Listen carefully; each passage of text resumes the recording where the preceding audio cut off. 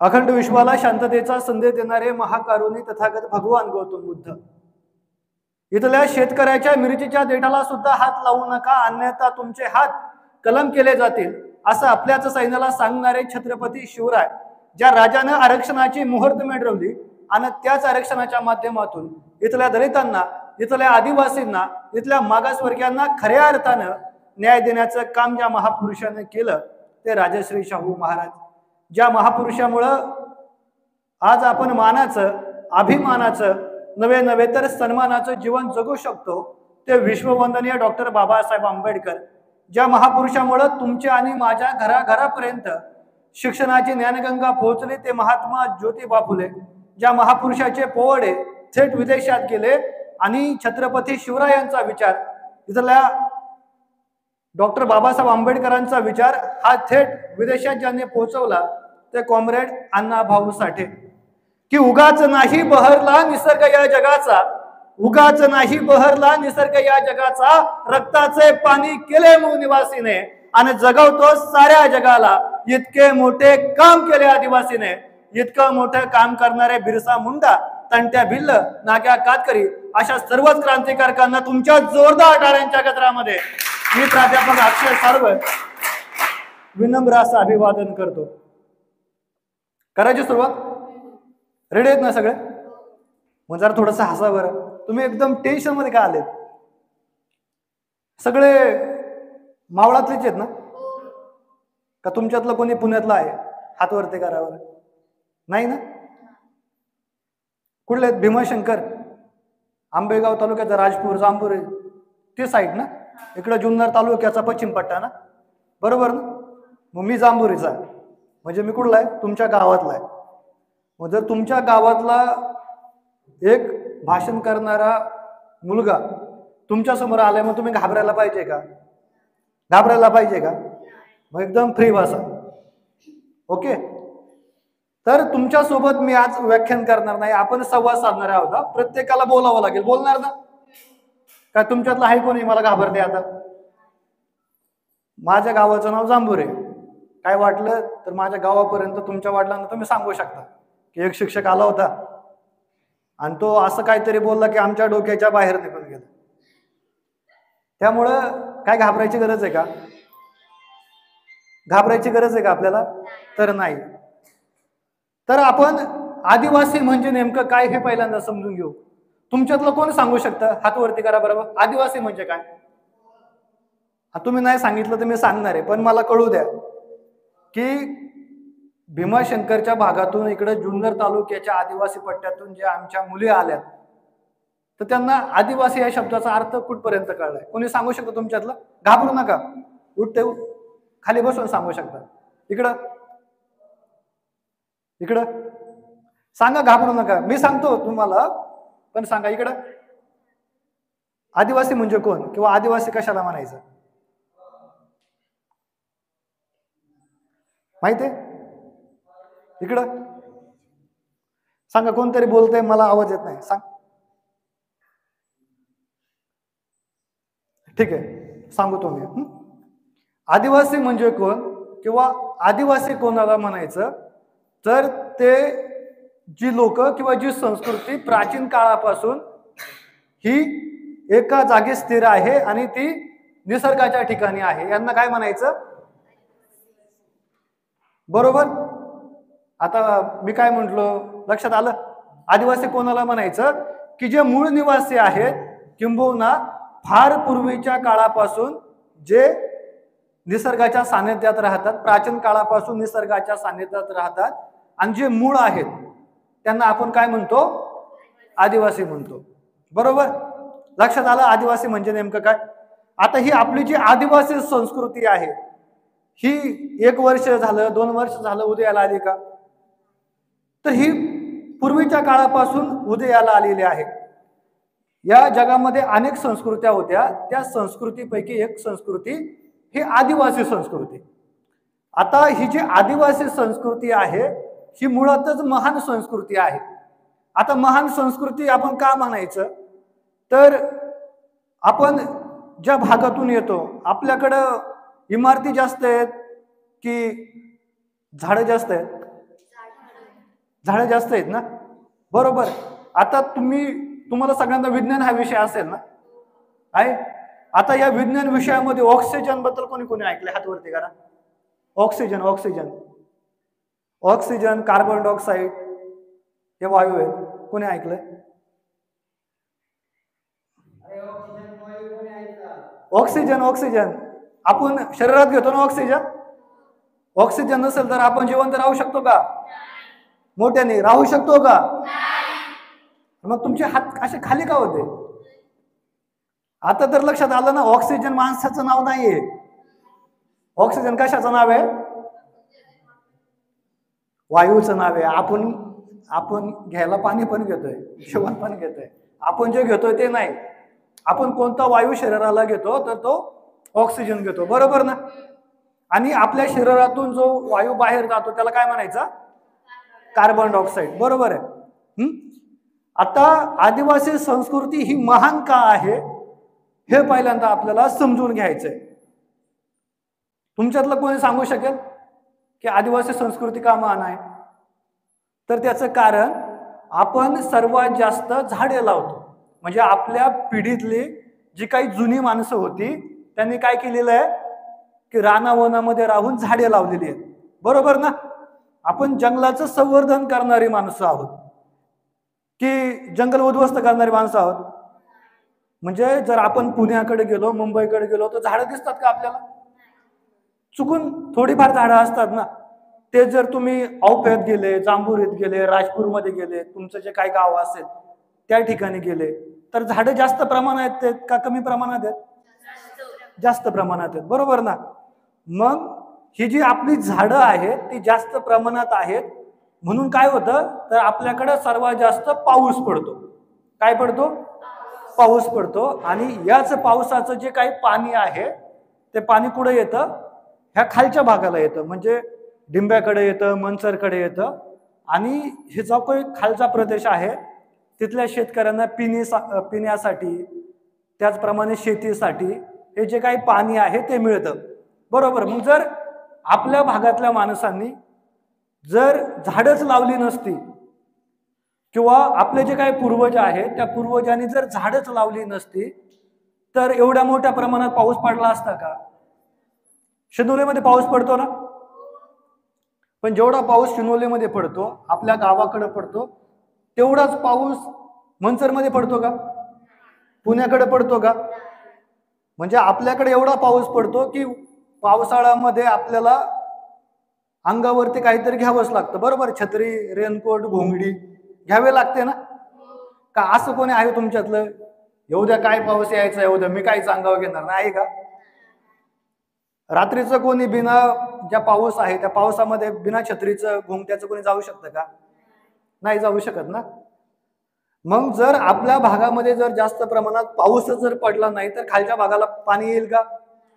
पिण्यासाठी पाणी मिळेल का? डिंबे धरण भरेल का?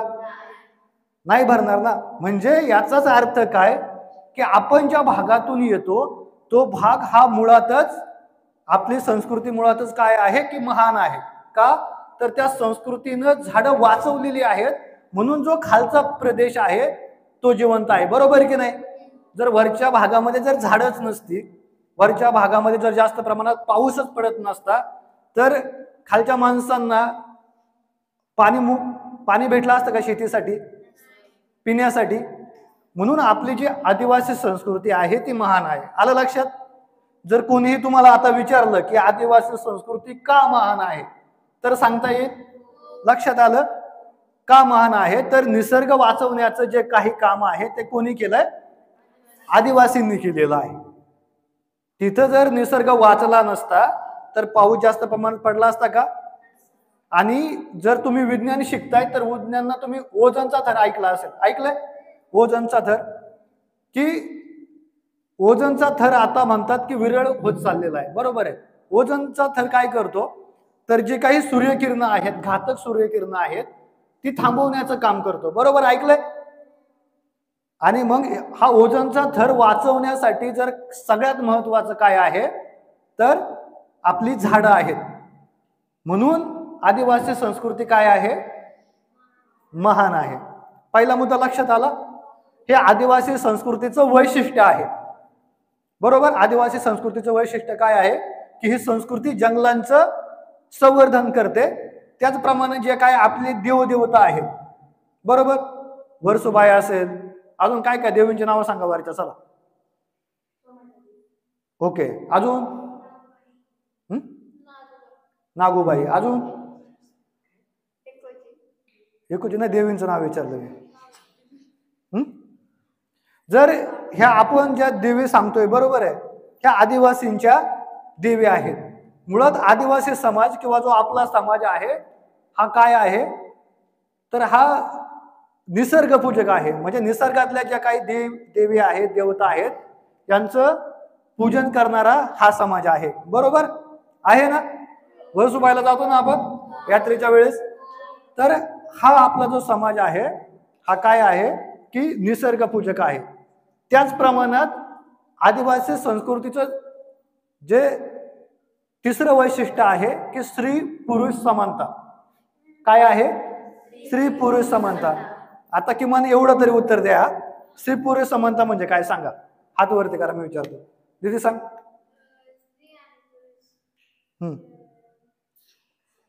दोघे समान आहे. बरोबर. इकडे अजून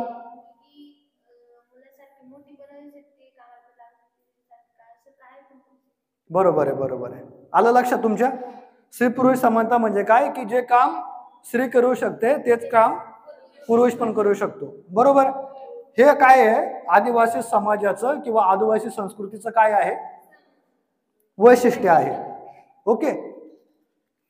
आदिवासी संस्कृतीमध्ये जे काही स्त्री आहेत किंवा पुरुष आहेत हे काय मानले जातात तर समान मानले जातात. आता तुम्ही म्हणाल की समान कसे काय. बरोबर. सांगू. हिरड्याचं झाड सगळ्यांकडे आहे, बरोबर ना. का तुमच्याकडं कोणाकडं ऍपलचं झाड आहे? हिरड्यांची झाडं आहेत. मला एक गोष्ट सांगा की हिरड्यांच्या झाडावरती तुमचे वडील चढले असतील, आजोबा असतील तर ते आजोबा चढले असतील, बरोबर. तुमची आई पण चढली असेल, बरोबर ना. आता हिरड्याच्या झाडावरती मी चढलेलो आहे, माझे वडील चढलेले, आजोबा पण चढलेले आहेत, बरोबर. हिरड्याच्या झाडावरती माझी आजी पण चढलेली आहे. म्हणजे इथं काय भेदभाव आहे का की ज्याप्रमाणे पुरुष शेतात काम करतो तशी आपली आई पण काम करते का नाही, आपली आजी पण करते का नाही. की असं आहे का की शेतामध्ये फक्त आपले वडीलच काम करतात आणि आपली आई शेतामध्ये काम करत नाही, असं आहे का. किंवा आपली आईच फक्त शेतामध्ये काम करते आणि आपले वडील शेतामध्ये काम करत नाहीत, असं काय आहे का. म्हणजे आपल्या भागामध्ये ज्या ठिकाणी जे काम वडील करतात ते काम आई सुद्धा करते, बरोबर ना. म्हणजे हिरडं गोळा करायचा असेल, त्याच्याप्रमाणे पेरायचं असेल, आवणीचा असेल, भाजणीचा असेल, हे सगळं काम दोघं पण करतात का नाही. मग इथं भेदभाव आहे का तर भेदभाव नाहीये. पण हे जर आपण शहराच्या ठिकाणी गेलो, मुंबईला गेलो, पुण्याला गेलो, तर बहुतांश वेळा असं होतं. सोनोग्राफी तुम्ही ऐकलंय? सोनोग्राफीची मशीन असते. काय काम असतं या सोनोग्राफीच्या मशीनचं. तर समजा पोटाची जी सोनोग्राफी आहे तर पोटामध्ये आपला एखादा अवयव बरोबर काम करतोय की नाही हे त्या सोनोग्राफीच्या मशीन मधून कळत असतं, बरोबर. पण याच्याच बरोबरीनं आपल्या शरीरामध्ये म्हणजे एखादी जर स्त्री असेल तर त्या स्त्रीच्या गर्भामध्ये, पोटामध्ये पुरुष आहे की स्त्री आहे हे सुद्धा सोनोग्राफीने कळतं, बरोबर आहे. ऐकलंय तुम्ही.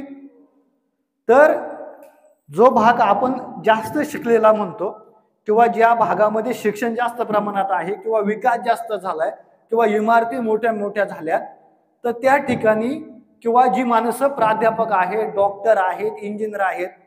मला एक गोष्ट सांगा, शहरी भागामध्ये डॉक्टर इंजिनियर जास्त आहेत की आपल्या ग्रामीण भागामध्ये? शहरी भागामध्ये. मग हुशार लोक खरे कुठे आहेत, ग्रामीण भागामध्ये की शहरी भागामध्ये? शहरी भागामध्ये. कारण तिथं प्राध्यापक जास्त आहे, डॉक्टर जास्त आहेत, इंजिनियर जास्त आहेत, बरोबर ना. शिकलेली माणसं जास्त आहेत. आपल्या ग्रामीण भागामध्ये तेवढी माणसं शिकलेली आहेत का? नाही शिकलेली, बरोबर ना. आपले वडील हे शेतकरी होते, आजोबांचं तर 4थी 5वी पर्यंत शिक्षण झालं असेल. आताची पिढी शिकायला लागलेली आहे, बरोबर. आपले वडील असतील तर कोणाचं 10वी, कोणाचं 12वी, आणि चुकून मंडळी आहेत की त्यांचं 15वी पर्यंत शिक्षण झालेलं आहे, काही शिक्षक आहेत, पण ते किती आहेत, त्यांचं प्रमाण खूप कमी आहे, बरोबर. तर ज्या भागाला आपण विकसित म्हणतो तो मुंबई पुण्याचा भाग, की त्या भागामध्ये ज्या वेळेस दवाखान्यामध्ये गेलं जातं त्यावेळेस हीच शिक्षक मंडळी, हीच इंजिनियर मंडळी, सगळीच नाही हा, पण काही मंडळी अशी पण आहेत की ते डॉक्टरला विचारतात की माझ्या बायकोच्या किंवा जी कोणी असेल हिच्या उदरामध्ये मुलगा आहे की मुलगी आहे, असं ऐकलंय तुम्ही. गर्भपात होतो, मग गर्भपाताचं जे प्रमाण आहे ते जास्त कुठे आहे, आपल्या भागामध्ये आहे की शहरी भागामध्ये? शहरी भागामध्ये आहे. आदिवासी भागामध्ये असं एक सुद्धा उदाहरण पाहायला मिळत नाही की जिथला पालक म्हणतो की मला मुलगी नकोय, पण आपण ज्याला शहरी भाग म्हणतोय त्या शहरी भागातले कित्येक इंजिनियर, कित्येक प्राध्यापक मंडळी आजही जर मुलगी गर्भात असेल तर त्याची अगोदर चौकशी करतात, आणि जर अगोदर 2 मुली झालेल्या असतील, 1 मुलगी झालेली असेल तर तो गर्भ पाडण्याचं काम सुद्धा काही शहरातल्या पालकांनी केलेलं आहे. याबद्दल तुम्ही ऐकलंय?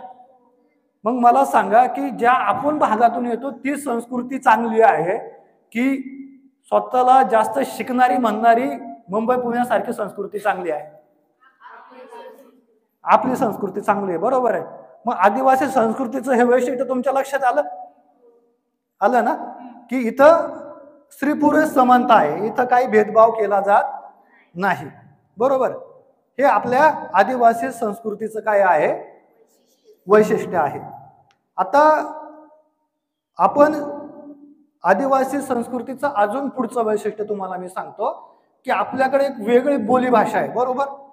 तुम्हाला याचा प्रत्यय आला असेल इथं, म्हणजे आपण ज्या वेळेस पहिल्यांदा शिनोलीमध्ये येतो, मनसरमध्ये येतो, घोडेगावमध्ये येतो, मनसरला येतो, तर आपली भाषा आणि इथं जे मुळात जी लोक वस्ती करून राहतात किंवा इथं जी काही माणसं आहेत त्यांची भाषा वेगळी आहे का नाही?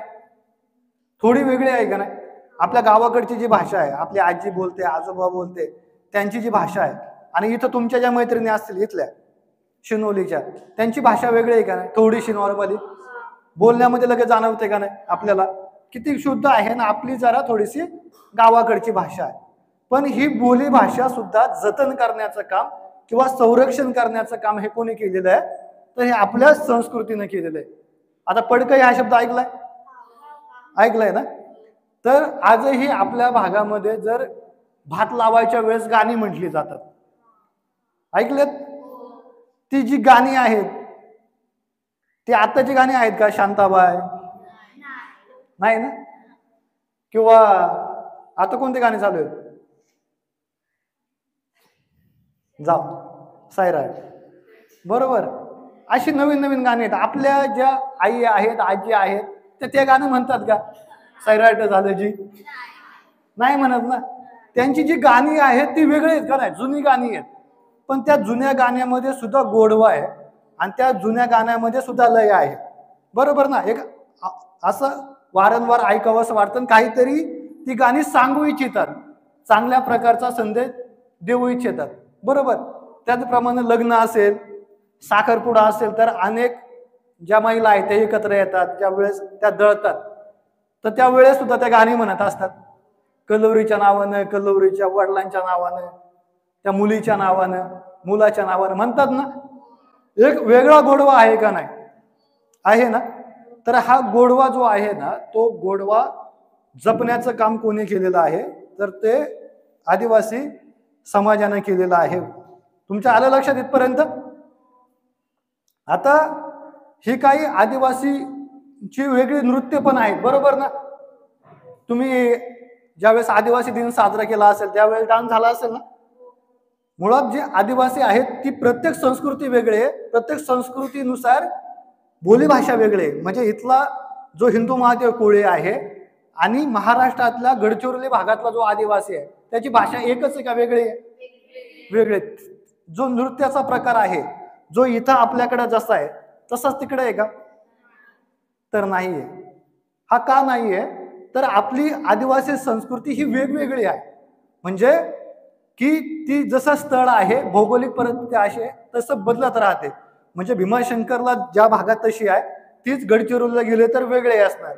तेच जर आपण झारखंडमध्ये गेलो तर ते काय असणार आहे, वेगळं असणार आहे. आणि त्यामुळे ही संस्कृती जपण्याचं काम जे केलंय ना ते आदिवासी संस्कृतीने केलेलं आहे. त्याचप्रमाणे की आदिवासी आपली जी संस्कृती आहे याचा ज्यावेळेस आपण अभ्यास करायला लागतो त्यावेळेस आपल्याला एक गोष्ट लक्षात येते. तुम्ही हळूहळू जसं जसं पुढे जाल तसं तसं तुम्ही अभ्यास कराल, बरोबर. तुम्ही राणी दुर्गादेवी नाव ऐकलंय ना, बिरसा मुंडा नाव ऐकलंय, तंट्या भिल्ल नाव ऐकलंय, राघोजी भांगरे नाव ऐकलंय, होनाजी किंगले नाव ऐकलंय. ही जी इतिहासातील आपले क्रांतिकारक आहेत, या क्रांतिकारकाने काहीतरी अशी ठोस भूमिका घेतलेली आहे म्हणून ती नावं आपल्या लक्षात आहेत, बरोबर ना. आता जर मी तुम्हाला प्रश्न केला की तुमच्या आजोबाचं नाव काय, कोणाकोणाला सांगता येईल? हात वरती करा फक्त, मी विचारणार नाही, टेन्शन घेऊ नका. बरोबर, आता हात खाली करा. तुमच्या पंजोबांचं नाव काय? ओके, पंजोबांचं नाव. बरं, पंजोबांच्या वडिलांचं नाव? पंजोबांच्या वडिलांचं नाव एक दोन आले. पंजोबांच्या वडिलांचं नाव आहे कोणी? नाही ना. मग मला तुम्हाला विचारायचंय आता की तुमचे जे पंजोबा आहेत त्यांच्याबद्दल तुम्हाला अभिमान आहे? कोणाकोणाला अभिमान आहे? हात वरती करा, हात खाली करा. आजोबांबद्दल कोणाकोणाला अभिमान आहे? हात वरती करा. बरोबर. खापर पंजोबाबद्दल तुमच्या कोणाकोणाला अभिमान आहे? हात वरती करा. खापर पंजोबा म्हणजे पंजोबांचे वडील किंवा तुमचे जे पंजोबा आहेत ते पंजोबांच्या वडिलांचा अभिमान कोणाकोणाला आहे? हात वरती करा. कोणालाच नाही. बघा, मला सांगायचं काय तुम्हाला की आपल्याला आपल्या आजोबांचं नाव माहित आहे, बरोबर ना. आपल्या पंजोबांचं पण नाव माहित होतं तुम्हाला, बरोबर. पंजोबांच्या वडिलांचं चुकून कोणाला तरी माहित होतं, त्याच्या पुढच्या पिढीचं नाव माहित आहे का आपल्याला? पण बिरसा मुंडांचं नाव माहिती आहे आपल्याला, बरोबर. आपल्याला तंट्या भिल्लांचं नाव माहित आहे, नाग्या कातकरी जे आहे त्यांचं नाव माहित आहे, होनाजी किंगले जे क्रांतिकारक आहेत त्यांचं नाव माहित आहे. तुम्हाला सांगायचं एकच आहे की आपल्याला आपल्या आजोबांचं नाव माहित असतं, आजोबांच्या वडिलांचं नाव माहित असतं, बरोबर. त्याच्या पुढे आपल्याला नाव माहित येतात का? पण बिरसा मुंडांना जन्म घेऊन एवढे वर्ष झाले तरी पण ते नाव आपल्या स्मरणात आहे की नाही, बरोबर. त्याचप्रमाणे तंट्या भिल्ला असतील, नाग्या कातकरी असतील, होनाजी किंगले असेल, यांचा जन्म हा खूप अगोदर झालेला आहे तरी ही माणसं आपल्या लक्षात आहेत. मग असं ह्या माणसांनी काय केलं असेल की ती माणसं आपल्या लक्षात आहेत आणि आपले पंजोबा आपल्या लक्षात नाही? काय केलं त्यांनी?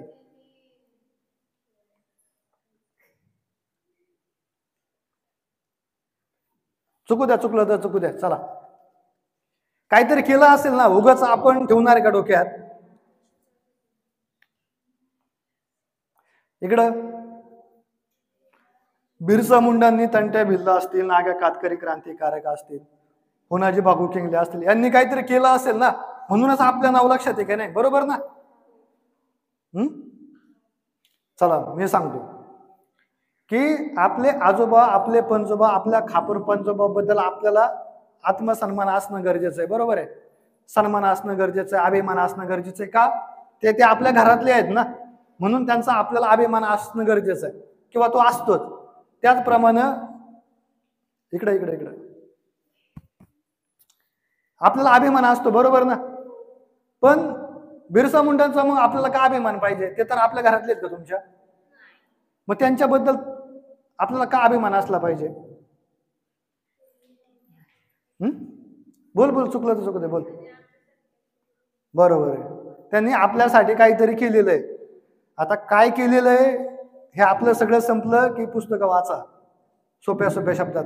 आलं लक्षात की आपल्याला आजोबा असतील, आपले पंजोबा असतील किंवा खापर पंजोबा असतील इथपर्यंत आपल्याला माहित असू शकतं, पण आपल्या पिढीतल्या जी जुनी माणसं झाली त्यांची नावं आपल्याला माहित नाही.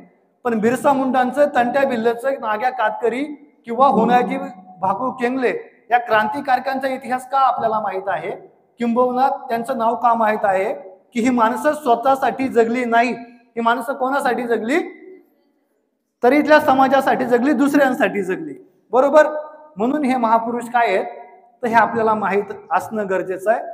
म्हणून ह्या महापुरुषांची आपण जयंती साजरी करतो. तुमच्यापैकी कोणी आजोबांची जयंती साजरी केली का तुमच्या? खापर पंजोबांची? पण बिरसा मुंडांची आपण सगळेजण जयंती साजरी करतो ना.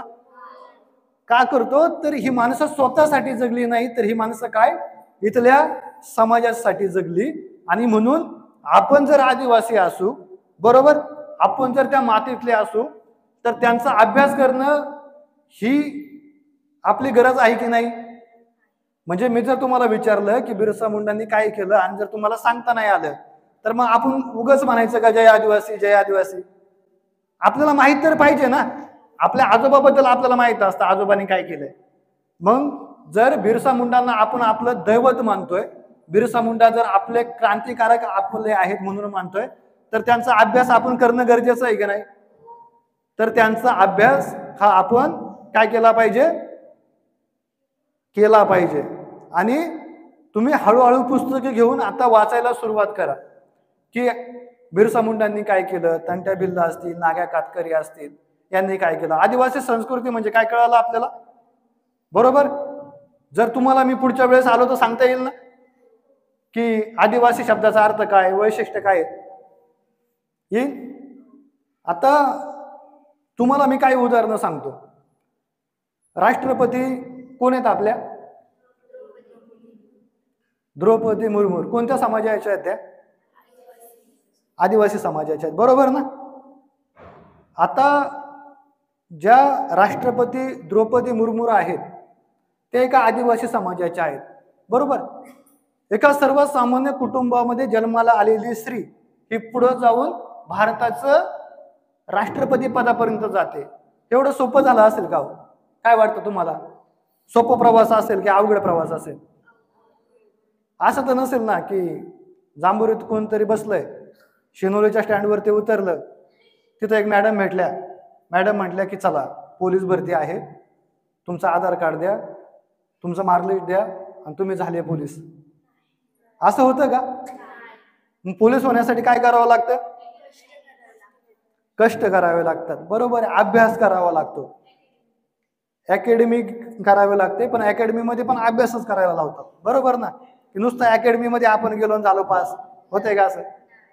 अकॅडमीमध्ये गेल्यानंतर कसा अभ्यास करायचा हे सांगतात ना, ग्राउंड कसं करायचं हेच सांगतात. बिना अभ्यासाचं कोणी यशस्वी होऊ शकतं का? मग आदिवासी समाजातल्या ज्या काही राष्ट्रपती आहेत त्या उगाच झाल्या नाहीत, तर त्यांनी काय केलेलं आहे? तेवढे कष्ट केलेले आहेत. काय केले त्यांनी? कष्ट केलेले आहेत. याचाच अर्थ काय? जर आपल्याला मोठं व्हायचं असेल, आपल्याला यशाच्या पातळीवरती जायचं असेल, तर आपल्याला काय करावं लागेल? स्वतः कष्ट करावं लागतील. का तुमच्यातलं कोणाला वाटतंय असं की काही नाही, मी वसतिगृहात येईल, सकाळ संध्याकाळी जेवेल, झोपेल, मला काय पुस्तकांचं घेणं देणं नाही, मी इथं माझं 12वी पर्यंत आहे का 15वी पर्यंत येतं कॉलेज? 12वी पर्यंत. माझं इथं 12वीचं कॉलेज झालं की मी मंचरच्या वसतिगृहाला जाईल, परत तिथं 3 वर्ष करील आणि मी बाहेर पडले की मी पोलीस होणार, ग्रामसेवक होणार, तलाठी होणार. असं होईल का? नाही होणार ना. का नाही होणार? तर आयुष्यामध्ये यशस्वी होण्यासाठी तुम्हाला कष्ट करणं गरजेचं आहे. आणि जर आपण कष्टच केले नाहीत तर आपण यशस्वी होऊ शकतो का? नाही होऊ शकत. बरोबर ना. का कोणाकोणाला वाटतं बिना कष्टाचं आपण यशस्वी होऊ शकतो? हातवरती करा बरं. बिना कष्टाचं काहीच होत नाही.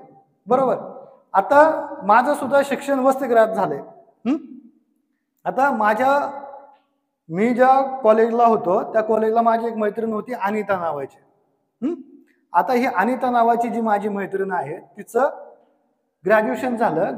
ग्रॅज्युएशनला जिओग्राफी डिपार्टमेंटला या मुलीला जवळजवळ 80% होते. किती होते? 80% होते. म्हणजे सगळ्या वर्गामध्ये हुशार. त्यानंतर काय झालं? तिचं लग्न झालं आणि आज ती आपल्या कुटुंबासोबत आहे. मग मला तुम्हाला विचारायचंय, त्या शिक्षणाचा काय फायदा झाला का? झाला का?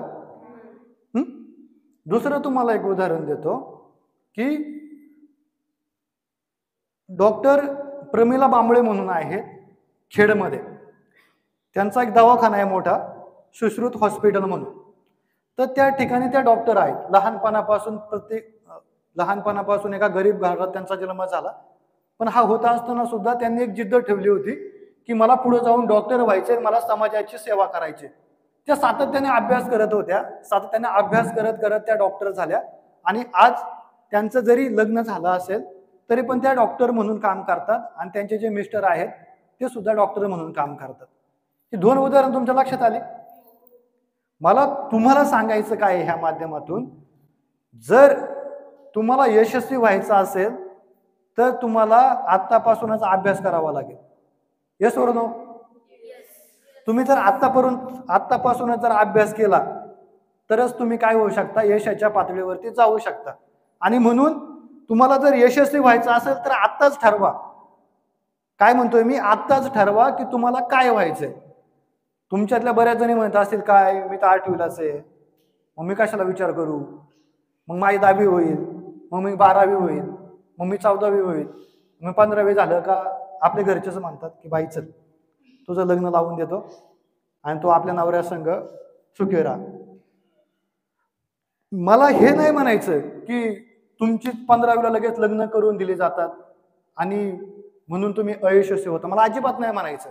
मला हे म्हणायचं आहे की जर तुमचं 15वी होतपर्यंत जर तुम्ही सरकारी नोकरीला लागलात तर तुम्ही यशस्वी झालेच ना.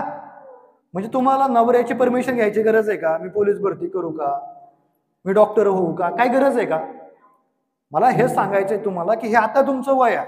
तुम्ही कोणी 7वीला असाल, तुम्ही 8वीला असाल, 9वीला असाल, आपल्या बापाने आपल्यासाठी प्रचंड कष्ट केलेत की नाही?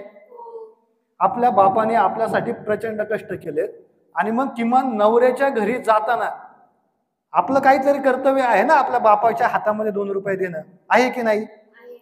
मग जर आपण वसतिगृहामध्ये राहून फक्त जर जेवणार असू, फक्त जर झोपणार असू आणि आपल्याला अभ्यासच करूशी वाटत नसेल तर त्याचा काही फायदा आहे का?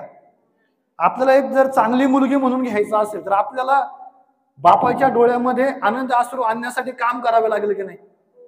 की तुमच्यातलं असं कोणी आहे की काय नाही, माझे वडील मला म्हणलेत की बाई काय नाही, तुला मी वसतिगृहात टाकलंय ना, तू जात जा, 2 टाइम जेवत जा, झोपत जा, पुस्तक वाचायची काहीच गरज नाही, तुझं 15वी होऊ दे हॉस्टेलला, तू कुठं सरकारी नोकरीला लागली तर मला दुःख होईल, त्याच्यामुळे तू काय कुठं सरकारी नोकरीला लागू नको, तू फक्त आपला अभ्यास कर. मॅडम जरा नीट बसलं तर बरं होईल.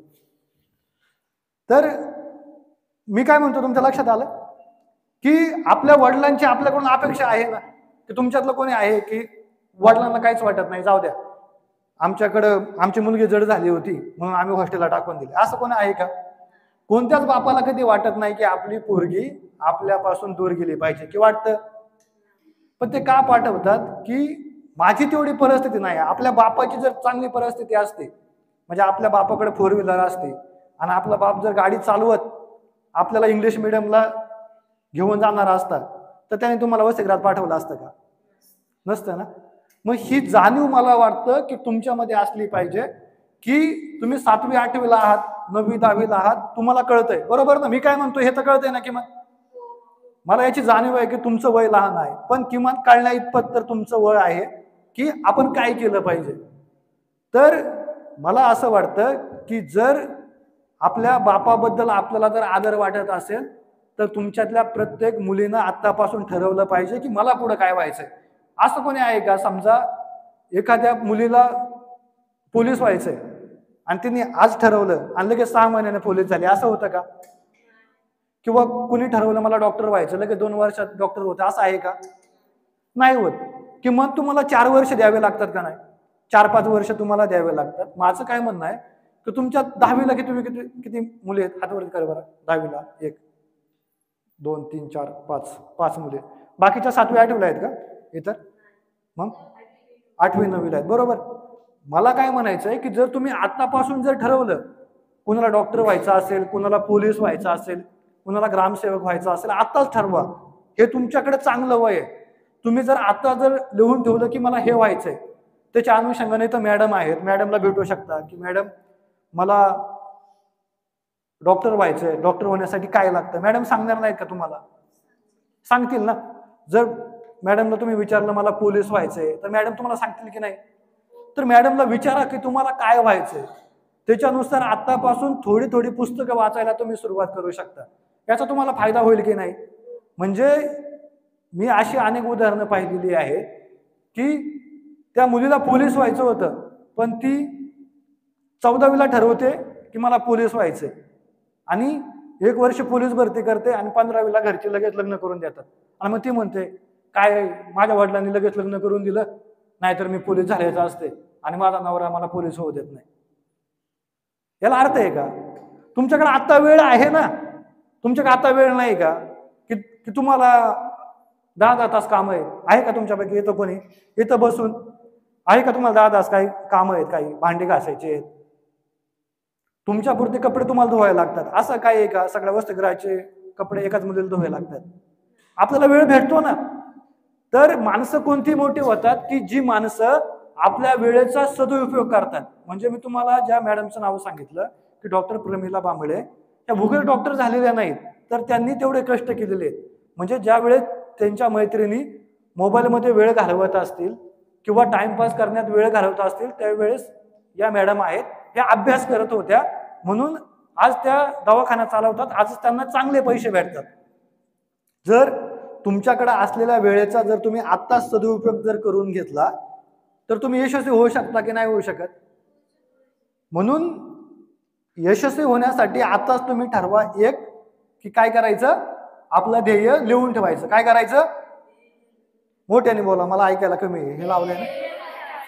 ध्येय लिहून ठेवायचं. इथं संपलं का प्रत्येकीने आपल्या रूम मध्ये जायचं आणि आपल्याला काय व्हायचं हे लिहून ठेवायचं.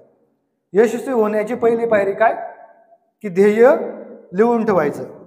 आता असं आहे का मला पोलीस व्हायचंय, ध्येय लिहून ठेवलं आणि संपलं, असं काय का? तुम्ही होणार आहेत का पोलीस? तुम्ही होणार आहेत का वकील, डॉक्टर? तर त्याच्यानंतर टाइम मॅनेजमेंट करायचं. काय करायचं? Time management. आता तुम्ही म्हणाल टाइम मॅनेजमेंट मध्ये काय? पहिला मुद्दा लक्षात आला? काय मुद्दा आहे पहिला? ध्येय निश्चित करायचं, ध्येय लिहून ठेवायचं. काय पहिला मुद्दा? हा, ध्येय लिहून ठेवा तुमच्यावरती. दुसरा मुद्दा आहे टाइम मॅनेजमेंट. आता टाइम मॅनेजमेंट म्हणजे काय की तुम्ही अभ्यासाचं टाइम टेबल बनवलंय, कोणत्या विषयाला कधी वाचायचं, कोणता विषय कधी वाचायचं, ठेवलं असेल ना? काही नसेल ठेवलं असेल ना. किंवा लहानपणापासून आपलं असतं बघा, मराठी 20 मिनिटं वाचणार, अर्धा तास वाचणार, गणिताचा विषय अर्धा तास अभ्यास करणार. तसं एक टाइम मॅनेजमेंट करून ठेवा आणि तुम्हाला काय व्हायचंय त्याच्या आधारित पुस्तकं वाचा. मॅडमला सांगा की मॅडम ह्या विषयावरती मला पुस्तकं पाहिजेत. पुन्हा डॉक्टर व्हायचं असेल तर डॉक्टर होण्यासाठी कोणती पुस्तकं लागतात तुम्ही मॅडमला विचारू शकता. मराठीमध्ये पुस्तकं असतील तर वाचू शकता ना तुम्ही. तर ते आत्तापासून तुम्ही समजून घ्या. पहिलं काय केलं आपण? ध्येय लिहून ठेवलं. दुसरी गोष्ट काय केलं आपण? टाइम मॅनेजमेंट केलं. म्हणजे काय की आपल्याला जे गोष्टी व्हायचंय, जे ध्येय आपल्याला पूर्ण करायचंय त्याचं पूर्ण लिहून ठेवायचं की तो विषय कधी वाचायचा आहे. म्हणजे मला हे नाही म्हणायचं की तुमच्या अभ्यासातला जो विषय आहे तो अभ्यास करू नका, तुमचा अभ्यास कराच, पण अर्धा तास तुम्हाला जे बनायचंय त्याच्यासाठी द्या. बरोबर. तिसरी गोष्ट की सातत्य. सातत्य हे खूप महत्वाचं आहे. तुमच्यापैकी सायकल कोणाला येते? सायकल सगळ्यांना येते ना? करा हात खाली. तुम्ही ज्यावेळेस पहिल्यांदा सायकल हातात घेतली तुम्हाला लगेच आली का सायकल चालवता? मग कधी आली? पडल्यावरती. तोंडावर नाही ना कोणी पडलं? पडलंय कोणतरी? नाही ना. सायकल आपल्याला पहिल्यांदा काय येत नाही, तर आपण तिची कधी प्रॅक्टिस केली असते का? नाही. आपल्याला पहिल्यांदा असते ना. पण तीच जर सायकल आपण वारंवार चालवायला लागलो तर काय होतं? सराव होऊन जातो का नाही? तुम्ही सायकल चांगल्या प्रकारे चालवता का नाही त्यावेळेस? तसंच आपल्या अभ्यासाचं पण आहे. तुम्ही एकदा अभ्यास केला, तुम्ही याच्या अगोदर नीट केलाच नसेल, तुम्हाला बोरिंग वाटणार. पण रोज तुम्ही एक एक तास वाचायला लागले तर काय होतं? नंतर तुम्हाला आवड निर्माण होते. म्हणून तुम्ही सातत्यानं आवड आपली जोपासली पाहिजे. त्याचप्रमाणे सातत्याने तो काय केला पाहिजे? तर अभ्यास केला पाहिजे. ओके. पहिला मुद्दा लक्षात आला? काय सांगितलं होतं मी? ध्येय लिहून ठेवा. त्याच्यानंतर टाइम टेबल बनवा. टाइम टेबल मध्ये तुमचा अभ्यास करायचा, तो सोडायचा नाही. नाहीतर मॅडम मला म्हणतील कोणाला आणलं होतं? ते शिक्षक आले होते, ते सांगून गेलेत, तुमच्यातलं कोणतरी म्हणेल ते सांगून गेलेत की तुम्हाला काय व्हायचं ते वाचा आणि अभ्यास सोडून देशाल आणि मार्क कमी पडतील. असं करायचं नाही. तुमचा अभ्यास आहे तो करायचाच, पण त्याच्यासोबत तुम्हाला काय व्हायचंय त्याची पुस्तकं तुम्ही वाचायची आणि ती सातत्याने वाचायची. का असं आहे, कुणाला पोलीस व्हायचंय, एक दिवस त्या पोलीस भरतीचं पुस्तक वाचलं आणि नंतर वाचलंच नाही, होईल का पोलीस? तो सातत्याने तुम्हाला ते करावं लागेल. बरोबर आहे? इथपर्यंत लक्षात आलं? आता शेवटचे 5 मिनिटं. तुम्ही कंटाळलेले दिसताय मला, की नाही कंटाळले? नक्की ना? काहीतरी डोक्याबाहेर चाललंय असं नाही ना वाटत? तर तुम्हाला सांगतो, इथपर्यंत लक्षात आलं? आपली संस्कृती माहिती पहिल्यांदा सांगितली, यशस्वी होण्यासाठी काय लागतं ते सांगितले 3 मुद्दे. ते लक्षात ठेवायच्या. मी पुढच्या वेळेस आल्यावरती विचारील, मला प्रत्येकीने मला सांगायचं आहे ते. आता थोडं पुढे जाऊ, 5-10 मिनिटं आणि आपण संपू क्लास. दुसरा मुद्दा आहे, सावित्रीबाई फुलेंबद्दल कोणी कोणी ऐकलंय? दिदी तू ऐकलंय? दिदीचं लक्षच नव्हतं. सावित्रीबाई फुलेंबद्दल ऐकलंय? मग हात वरती कर ना. असा असा असा असा करा हात खाली. काय केलं सावित्रीबाई फुलेंनी सांगा? ओके, मुलींसाठी पहिली शाळा खोलली. अजून मोठ्याने बोला. मुलींना शिकवलं. हा ठीक आहे, मुलींना शिकवलं. अजून पहिल्या स्त्री शिक्षक. अरे वा. अजून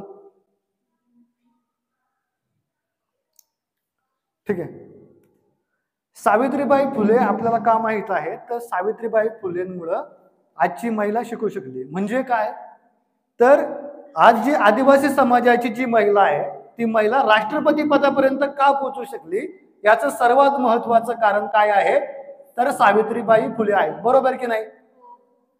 जर सावित्रीबाई फुलेंनी विचार केला असता की काय गरज आहे मला, महिला शिकल्या पाहिजेत, तर आज एवढ्या मोठ्या प्रमाणात महिला शिकू शकल्या असत्या का? तुम्ही वसतिगृहात येऊ शकल्या असत्या का? बरोबर आहे? नाही ना. मग सावित्रीबाई फुलेंचे जे उपकार आहेत ते उपकार आपण समजून घेतले पाहिजेत.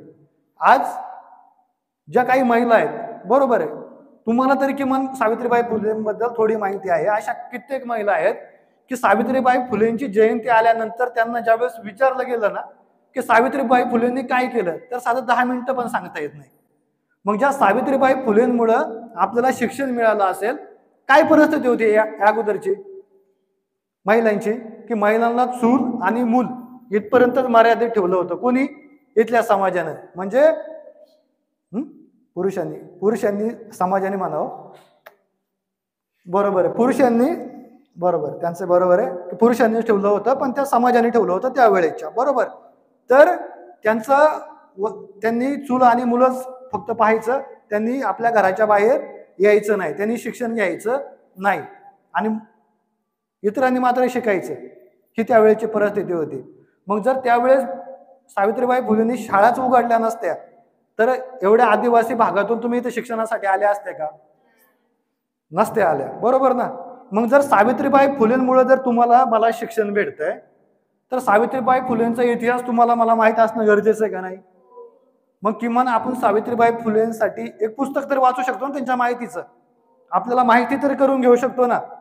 मग तुमचा हा अभ्यास असेल की ज्या सावित्रीबाई फुलेंमुळे तुम्ही इथपर्यंत आल्या त्या सावित्रीबाई फुलेंचं पुस्तक वाचणं गरजेचं आहे. बरोबर. त्या सावित्रीबाई फुले नसत्या तर तुम्ही इथपर्यंत वसतिगृहाला आल्या असत्या का? नसत्या. आता परिस्थिती अशी आहे की आत्ताच्या ज्या काही मुली आहेत त्या मुलींना नवरात्री उत्सवामध्ये 4-4 तास दांड्या खेळायला वेळ असतो. पण म्हणजे दांड्या खेळू नका हे माझं म्हणणं नाहीये,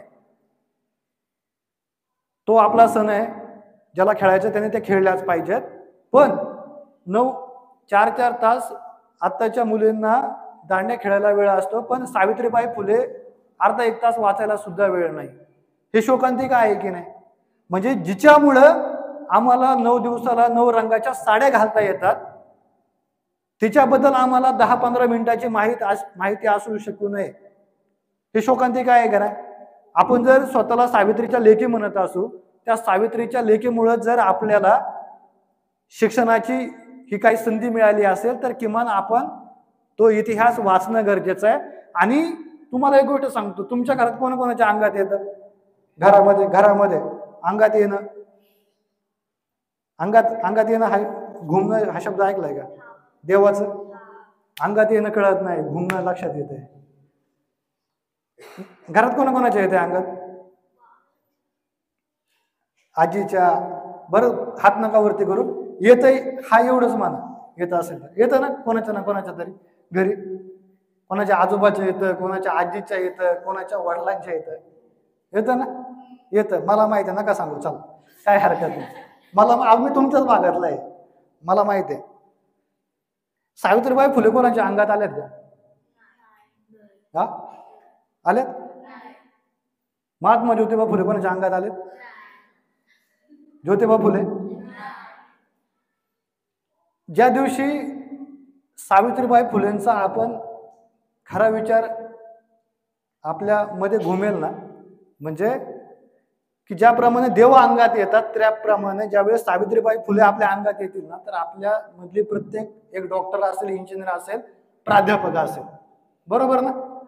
म्हणून तुमच्या वडिलांच्या, आजोबांच्या किंवा घरातल्या कोणाच्या अंगात येत असेल तो विषय सोडा, पण त्या सावित्रीबाई फुलेंमुळे आपण शिकू शकलो. एवढे शिका की त्या शिक्षणाच्या माध्यमातून आपल्या घरातली आपण कोणीतरी मोठे साहेब झाली पाहिजे आणि आपल्या घरासमोर डीजे वाजला पाहिजे आणि त्या डीजे समोर आपला बाप आणि आपण जोरदार नाचला पाहिजे. त्यावेळेस आपल्या बापाच्या डोळ्याचे अश्रू येतील ना, ते आपल्यासाठी खरे अश्रू असतील, बरोबर की नाही.